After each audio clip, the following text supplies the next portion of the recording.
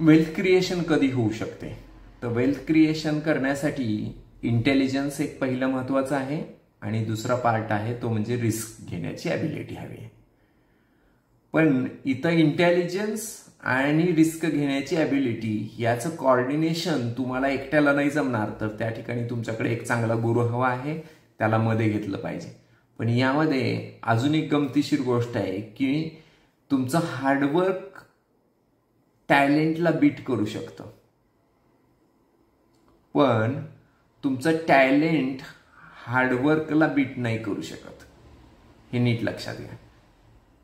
मला काय सांगायचंय थोडं नीट लक्षात घेतलं तर तुम्हाला नीट लक्षात येईल. थोडासा शांत चित्ताने विचार करा की तुमचं टॅलेंट हार्डवर्कला बीट नाही करू शकत. म्हणजे काय, जर तुम्ही पैसे वेल्थ क्रिएशन करणार असाल तर तुम्ही खूप टॅलेंटेड आहात,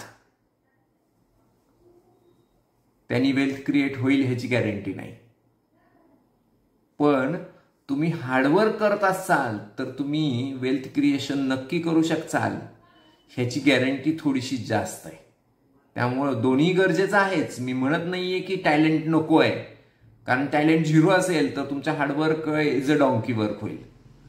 पण तीच गोष्ट तुमच्याकडे टॅलेंट प्रचंड आहे पण तुम्ही हार्डवर्क करायलाच तयार नाही, तुम्ही एकाच जागी बसून राहिलाय खुर्चीत, काहीच फायदा नाही, तुमचं टॅलेंट वाया जाणार आहे. त्यामुळे टॅलेंट आणि हार्डवर्क दोन्ही पाहिजे, पण टॅलेंट तुमच्या हार्डवर्कला बीट नाही करू शकत, तुमचं हार्डवर्कच टॅलेंटला बीट करणार आहे. हे नीट लक्षात घ्या. त्यामुळं हार्डवर्क करायला लाजू नका, भरपूर मेहनत करा आणि मेहनत करताना मात्र टॅलेंट थोडंसं वापरा.